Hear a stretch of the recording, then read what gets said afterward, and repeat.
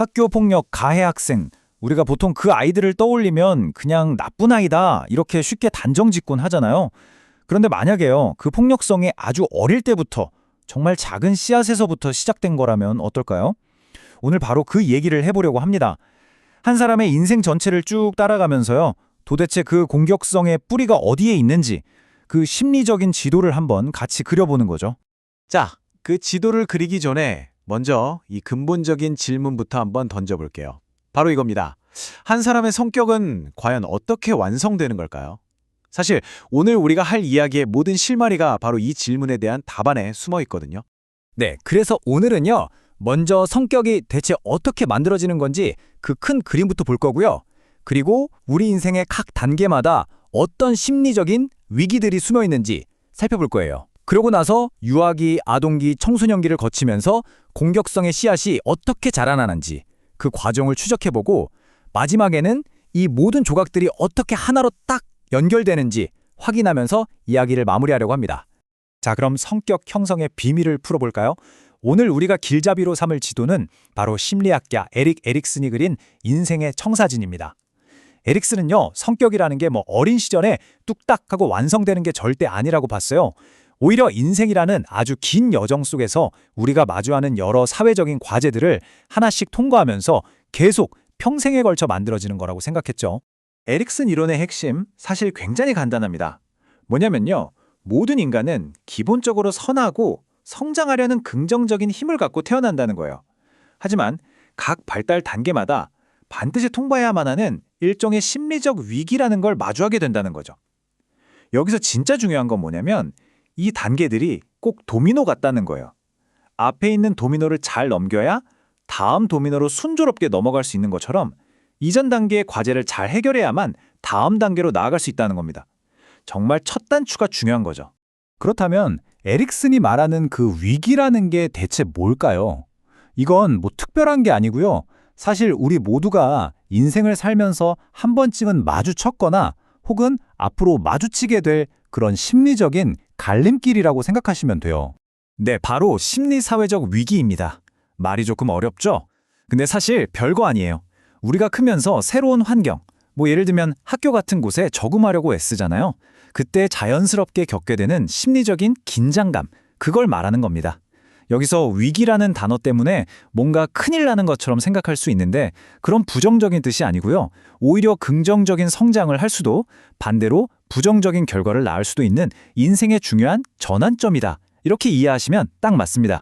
에릭슨은 우리 인생을 총 8단계로 나눴는데요. 오늘 우리가 집중해서 볼 건 학교 폭력과 가장 관련이 깊은 바로 이 초기 5단계입니다. 표를 한번 쭉 보세요. 태어나서 1년 동안 세상을 믿을 수 있는 곳인지 아닌지 결정하는 신뢰감 대 불신감에서 시작해서 나는 누구인가? 이 질문을 정말 치열하게 던지는 청소년기에 정체성 대 역할 혼미까지. 각 단계의 이 위기를 잘 넘어서면 우리는 희망, 의지, 유능감 같은 아주 긍정적인 힘을 얻게 되는 겁니다. 자, 그럼 이제부터 본격적으로 공격성의 뿌리를 찾아 한번 떠나보겠습니다. 그 첫 번째 목적지는 바로 유아기입니다. 모든 이야기의 시작점이라고 할 수 있죠. 혹시 주변에 2, 3살짜리 아이들 보신 적 있으세요? 입에 달고 사는 말 있죠. 내가 할 거야. 뭐든지 자기가 직접 하려고 하잖아요. 이게 바로 자율성을 얻으려는 아주 중요한 시기라는 신호입니다. 이때 부모가 그래, 한번 해봐 하고 지지해주면 아이는 의지라는 걸 얻게 돼요. 하지만 반대로 위험해, 하지 마 이렇게 너무 통제하거나 아예 무관심해버리면 아이는 깊은 수치심을 느끼면서 위축되거든요. 그리고 바로 이 수치심이 나중에 공격성으로 자라날 수 있는 아주 작은 씨앗이 되는 겁니다. 이 시기에 나타나는 공격성을 심리학에서는 도구적 공격성이라고 불러요. 예를 들면 이런 거예요. 친구가 갖고 노는 장난감이 너무 갖고 싶어서 그 친구를 팍 밀치고 뺏는 행동이요. 이건 그 친구가 미워서 공격하는 게 아니라 장난감이라는 목표를 얻기 위한 도구로서 공격을 사용하는 거죠. 내 뜻대로 하고 싶은데 그게 막혔을 때 나오는 어떻게 보면 가장 원초적인 반응이라고 할 수 있습니다. 자, 시간은 흘러서 아이는 이제 학교라는 더 넓은 세상으로 나아가게 됩니다. 그리고 바로 이곳에서 아이는 또 다른 새로운 위기를 마주하게 되죠. 초등학교 시기에 해당하는 4단계의 핵심 과제는 바로 근면성과 열등감 사이의 싸움입니다. 이때 아이들은 공부든 친구 관계든 자기가 맡은 과업들을 성공적으로 해내면서 아, 나도 꽤 잘하는구나. 나는 할 수 있구나 하는 유능감을 느끼게 돼요. 하지만 반대로 이 과정에서 계속 실패하고 좌절만 겪게 되면 아이의 마음속에는 깊은 열등감이 자리 잡게 되는 거죠. 그럼 이 열등감이 어떻게 공격성으로까지 이어지는 걸까요? 그 과정을 한번 따라가 보죠. 먼저 계속되는 실패 경험이 쌓입니다. 그럼 어차피 난 안 돼 하는 열등감이 마음속에 탁 자리 잡게 되고요. 아이는 점점 세상을 향해 마음의 문을 닫고 움츠러들겠죠. 하지만 그 안에 억눌린 무력감과 분노는 사라지지 않거든요. 그게 결국 엉뚱한 방향으로, 즉 타인을 향한 공격성으로 빵 하고 터져나오는 겁니다.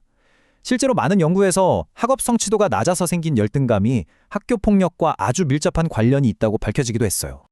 그리고 이 시기부터는 공격성의 종류도 달라집니다. 바로 적대적 공격성이라는 게 뚜렷해지는데요. 이건 앞에서 말했던 도구적 공격성과는 완전히 달라요. 그저 뭔가를 얻기 위해서가 아니라 상대를 일부러 의도적으로 해치려고 하는 공격성이거든요. 직접 때리거나 심한 말을 하는 것처럼 그 형태도 훨씬 더 직접적이고 파괴적으로 변하게 되죠. 자, 그리고 드디어 우리가 흔히 질풍노도의 시기라고 부르는 청소년기가 찾아옵니다. 모든 청소년이 자기 자신에게 던지는 가장 중요한 질문이 있죠. 나는 누구지? 바로 이 질문에 대한 답을 찾아 헤매는 과정이 이 시기의 가장 핵심적인 과제라고 할 수 있습니다. 청소년기의 가장 큰 위기는 바로 정체성 확립을 하느냐 아니면 역할 혼미에 빠지느냐 하는 갈림길에 서는 겁니다. 자신의 과거와 현재를 잘 통합해서 앞으로 나는 이런 사람이 되어야겠다 하는 안정적인 자아상을 만들어내면 정말 좋겠죠. 하지만 이 과제에 실패하면 내가 대체 누구인지, 앞으로 뭘 해야 할지, 어디로 가야 할지 아무것도 모르는 극심한 혼란 상태, 바로 역할 혼미에 빠지게 되는 겁니다. 이렇게 내가 누구인지 막 흔들리는 청소년들은요, 그 불안감을 감추려고 공격성을 마치 갑옷처럼 둘러입기도 합니다. 일부러 더 강해 보이려고 과시를 하거나 이 혼란스러운 나 자신을 지키기 위한 방패로서 폭력을 사용하는 거죠. 그런데 여기서 우리가 주목해야 할 점이 있어요. 이 시기의 공격성은요, 더 교묘하고 간접적인 형태로 진화한다는 겁니다. 그게 바로 관계적 공격성이라는 겁니다. 주먹으로 직접 때리는 게 아니에요. 대신에 뒤에서 나쁜 소문을 퍼뜨린다거나 그룹에서 은근히 따돌려서 친구 관계 자체를 망가뜨려 버리는 방식이죠. 이건 겉으로 잘 보이지 않기 때문에 알아채기도 더 어렵고요. 당하는 사람에게는 정말 깊은 마음의 상처를 남기게 됩니다. 네, 지금까지 우리는 유아기부터 청소년기에 이르기까지 각 발달 단계에서 공격성의 씨앗을 어떻게 싹트고 자라나는지를 쭉 따라와 봤습니다. 이제 이 흩어져 있던 조각들을 하나로 모아서 하나의 큰 그림으로 완성해 볼 시간입니다. 자, 이 표를 한번 보세요. 우리가 지금까지 이야기했던 모든 여정이 여기 한문에 쫙 정리되어 있습니다. 가로로 한번 따라가 볼까요? 유아기에 형성된 수치심이 아동기의 열등감으로, 또 이게 청소년기의 정체성 혼란으로 쭉 이어지는 이 흐름 보이시죠? 여기에다가 또 세로로 보면 통제적인 양육 방식이나 가정폭력, 부모와의 갈등 같은 여러 사회적인 요인들까지 더해지는 거예요. 결국 성격, 정서, 환경 이 세 가지가 아주 복잡하게 얽히고 설켜서 폭력이라는 안타까운 결과를 만들어내는 겁니다. 네, 맞습니다. 결국 학교 폭력이라는 건요, 어느 날 갑자기 툭 튀어나오는 그런 괴물이 아니라는 거죠. 한 사람이 성장하는 과정에서 마주했던 그 수많은 위기들을 제대로 해결하지 못했을 때 남게 되는 상처들, 그 상처들이 겹겹이 쌓여서 만들어진 아주 아픈 가시 같은 겁니다. 결국 하나의 실패가 다음 실패의 씨앗이 되어버리는 이 악순환의 결과물인 셈이죠. 생각해보면 결국 해결의 실마리는 다시 처음으로 돌아가는 것 같아요. 아이들이 인생의 그 중요한 갈림길에 섰을 때 수치심이 아니라 자율성을, 열등감이 아니라 유능감을, 그리고 혼란이 아니라 단단한 자기 자신을 선택할 수 있도록 옆에서 도와주는 것. 애초에 폭력이라는 씨앗이 뿌리내릴 수 없도록 건강하고 따뜻한 성장의 토양을 만들어주는 것. 어쩌면 그것이야말로 이 문제를 풀어가야 할 우리 모두의 진짜 역할이 아닐까요?